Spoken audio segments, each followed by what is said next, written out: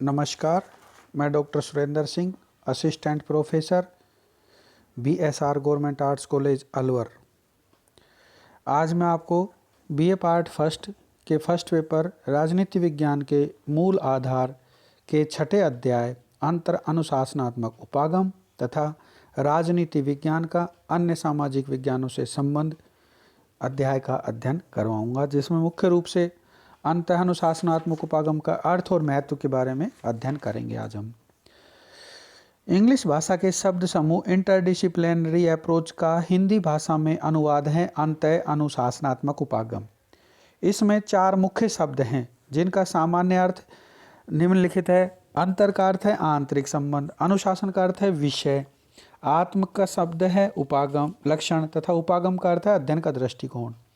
इस प्रकार अंतः अनुशासनात्मक उपागम का शब्दार्थ हुआ अध्ययन का ऐसा दृष्टिकोण जो विभिन्न विषयों में आंतरिक संबंध के लक्षण पर बल देता है। यह उल्लेखनीय है कि इसे हिंदी में अंतर विषयिक उपागम तथा अंतर शास्त्रीय उपागम भी कहा जाता है। आधुनिक युग में अंतः अनुशासनात्मक उपागम की अवधारणा का आरंभिक विचार अनुभववादी विद्वानों की देन है। सिज्विक के अनुसार यदि हमें किसी विषय या ज्ञान का अन्वेषण करना है तो यह अत्यधिक लाभदायक होगा कि हम उस विषय या ज्ञान या विषयों या विज्ञानों से संबंध मालूम करें और फिर यह जानने का प्रयत्न करें कि उस विषय या विज्ञान ने अन्य विषयों से क्या लिया है और उसने स्वयं अन्य विषयों को क्या दिया है। द्वितीय विश्व युद्ध के बाद अंतर अनुशासनात्मक उपागम को विभिन्न सामाजिक विज्ञानों के साथ ही राजनीति विज्ञान के अध्ययन के लिए भी एक प्रमुख दृष्टिकोण के रूप में स्वीकार कर लिया गया है। राजनीति विज्ञान के प्रसंग में इस उपागम की परिभाषा निम्नलिखित रूप में की जा सकती है। अंतर अनुशासनात्मक उपागम राजनीति विज्ञान के अध्ययन का ऐसा दृष्टिकोण है जो अन्य सामाजिक विज्ञानों के साथ राजनीति विज्ञान के घनिष्ठ संबंधों के लक्षण पर बल देता है और इसलिए राजनीति विज्ञान के अध्ययन में अन्य सामाजिक विज्ञानों की उपयोगिता को स्वीकार करता है। अन्य शब्दों में राजनीति विज्ञान अंतर अनुशासनात्मक उपागम की अवधारणा यह मानती है कि राजनीति विज्ञान को अपने अध्ययन में अन्य विज्ञानों विशेषकर सामाजिक विज्ञानों के तथ्यों और पद्धतियों, अवधारणाओं, उपलब्धियों तथा निष्कर्षों की मदद लेनी चाहिए ताकि स्वयं राजनीति विज्ञान के अध्ययन को अधिक शुद्ध, पूर्ण और उपयोगी बनाया जा सके। राजनीति विज्ञान की एक धारणा के रूप में अंतर अनुशासनात्मक उपागम के अर्थ को समझने के लिए इस तथ्य की ओर ध्यान दिया जाना जरूरी है कि अपने शुद्ध तकनीकी तथा प्रचलित अर्थ में यह आधुनिक राजनीति विज्ञान की एक नई अवधारणा है जिसकी उत्पत्ति एवं विकास का स्पष्ट श्रेय मुख्यतः व्यवहारवादियों को दिया जाता है, किंतु अपने सामान्य एवं परंपरागत अर्थ में अंतर अनुशासनात्मक उपागम की अवधारणा लगभग उतनी ही पुरानी है जितना कि एक विषय के रूप में स्वयं राजनीति विज्ञान के चिंतन का इतिहास। प्राचीन यूनानी विचारक प्लेटो व अरस्तु की राजनीतिक कृतियों के निर्माण में अन्य विज्ञानों के तथ्यों, पद्धतियों, अवधारणाओं, उपलब्धियों तथा निष्कर्षों को अपनाया गया है। उपरोक्त विवरण से यह स्पष्ट है कि यद्यपि अपने प्रारंभिक और आदिम रूप में अंतर अनुशासनात्मक उपागम का विचार अति प्राचीन काल में भी मौजूद था, किंतु इसके पूर्ण विकास में प्राय सर्वमान्य स्थापना का सौभाग्य आधुनिक राजनीति विज्ञान को ही प्राप्त है। वास्तव में राजनीति विज्ञान में इस उपागम का विकास विभिन्न अवस्थाओं से गुजरा है।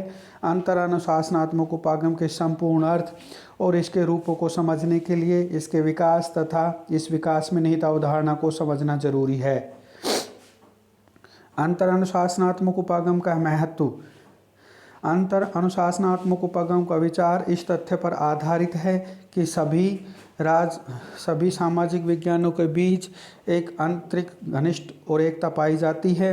आधुनिक युग के अनेक विद्वानों ने विभिन्न सामाजिक विज्ञानों की आंतरिक एकता तथा पारस्परिक निर्भरता पर प्रकाश डाला है और अध्ययन की दृष्टि से सामाजिक विज्ञानों को घनिष्ठता को उपयोगी भी बताया है।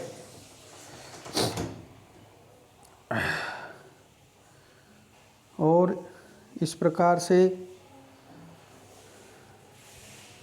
बताया है। इसमें वास्तव में राजनीति विज्ञान में इस उपागम का विभिन्न अवस्थाओं से गुजरा है। अंतरानुशासनात्मक उपागम के संपूर्ण अर्थ और प्रकारों को समझने के लिए इसके विकास और इसकी निहित अवधारणा को समझना जरूरी है। अंतरानुशासनात्मक उपागम का तार्किक आधार या महत्व। अंतरानुशासनात्मक उपागम इस व्यवहार इस तथ्य पर आधारित है कि सभी सामाजिक विज्ञानों के बीच एक आंतरिक घनिष्ठ एकता पाई जाती है और आधुनिक विज्ञान के विद्वानों ने राजनीति विज्ञान की आंतरिक एकता और निर्भरता पर प्रकाश डाला। इस बारे में जैकबसन और लिपमैन का यह कथन महत्वपूर्ण है कि किसी भी प्रकार से सामाजिक अध्ययन का नौसिखिया भी शीघ्र ही अनुभव कर लेता है कि विज्ञानों के बीच कोई दीवारें नहीं हैं और किसी भी एक विज्ञान के अंतर्गत की गई अति लघु शोधें भी अन्य सभी की प्रगति में महत्वपूर्ण योगदान प्रदान करती हैं। हक्सर का मत है कि विज्ञान को हमें एक विस्तृत अध्ययन क्षेत्र के रूप में मानना चाहिए जिसका विभाजन व्यावहारिक उद्देश्यों से किया जाता है, किंतु सिद्धांत में संपूर्ण ज्ञान स्वयं एक पूर्ण इकाई होता है, विभिन्न खंडों का समूह मात्र नहीं। आधुनिक राजनीति विज्ञान में अंतरानुशासनात्मक उपागम का सर्वाधिक समर्थन व्यवहारवाद ने किया है। व्यवहारवादियों ने राजनीति विज्ञान के अध्ययन के एक दृष्टिकोण के रूप में इस उपागम का समर्थन निम्नलिखित तर्कों के आधार पर किया है, जो कि विभिन्न बिंदुओं के माध्यम से समझा जा सकता है कि व्यवहारवादियों ने ही राजनीति विज्ञान में एक अध्ययन के रूप में व्यक्ति को मुख्य इकाई माना है और राजनीति विज्ञान को व्यक्ति के राजनीतिक व्यवहार का अध्ययन करना चाहिए। दूसरी बात है, व्यक्ति का राजनीतिक व्यवहार मात्र उसके राजनीतिक वातावरण एवं परिस्थितियों से प्रभावित नहीं होता है, अपितु उसके सामाजिक वातावरण और परिस्थितियों से प्रभावित होता है। उसमें राजनीतिक पक्ष के अलावा धार्मिक, आर्थिक, सांस्कृतिक, पारिवारिक आदि पक्ष भी प्रभावशाली होते हैं।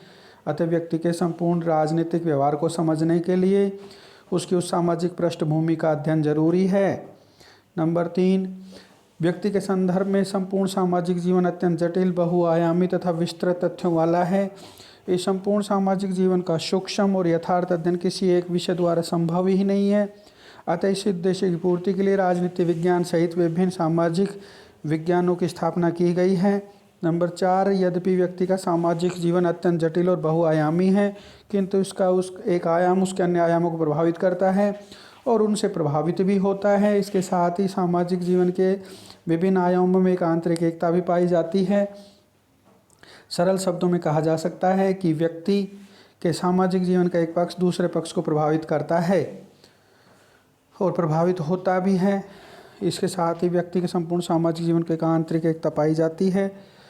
अतः व्यक्ति के सामाजिक जीवन के विभिन्न पक्षों के अध्ययन के लिए स्थापित इन विभिन्न सामाजिक विज्ञानों में भी एक आंतरिक एकता पाई जाती है। नंबर 5, क्योंकि सभी सामाजिक विज्ञानों में एक आंतरिक एकता और घनिष्ठता पाई जाती है, अतः उनमें से प्रत्येक को अपने अध्ययन में अन्य सामाजिक विज्ञानों की अध्ययन पद्धतियों, तकनीकों, तथ्यों, तर्कों, प्रतिमानों आदि को अपनाने में कोई संकोच नहीं करना चाहिए। अध्ययन की दृष्टि से एक सामाजिक विज्ञान को अन्य सामाजिक विज्ञानों से सहयोग लेना चाहिए और सहयोग देना चाहिए। व्यवहारवादियों के अनुसार 6 नंबर, राजनीति विज्ञान सहित सभी सामाजिक विज्ञानों को मात्र यथार्थवादी अध्ययन नहीं करना चाहिए, इसका अध्ययन मूल्य निरपेक्ष होना चाहिए। इस आवश्यकता की पूर्ति के लिए जरूरी है कि सामाजिक विज्ञान एक दूसरे की केवल वैज्ञानिक पद्धतियों और तकनीकों को ही अपनाएं। इससे सामाजिक विज्ञानों के बीच वास्तविक एवं उपयोगी संबद्धता की स्थापना हो सकती है। राजनीति विज्ञान के संदर्भ में व्यवहारवाद के अंतरानुशासनात्मक उपागम संबंधी उपयुक्त तर्कों निष्कर्षों को उत्तर व्यवहारवादियों ने भी स्वीकार किया है, किंतु एक प्रमुख परिवर्तन के साथ उत्तर व्यवहारवादियों का मत है कि राजनीति विज्ञान के अध्ययन में अन्य सामाजिक विज्ञानों की वैज्ञानिक पद्धतियों, तकनीकों को तो अपनाया जाना चाहिए, किंतु राजनीति विज्ञान के अध्ययन में मानवीय मूल्यों को भी पर्याप्त स्थान दिया जाना चाहिए। इस प्रकार उत्तर व्यवहारवादियों ने राजनीति विज्ञान में अंतरानुशासनात्मक उपागम को वैज्ञानिक बनाने के साथ ही मूल्यात्मक बनाए जाने की आवश्यकता पर बल दिया है। और आधुनिक राजनीति विज्ञान के अंतरानुशासनात्मक उपागम के महत्व को स्वीकारा है। धन्यवाद।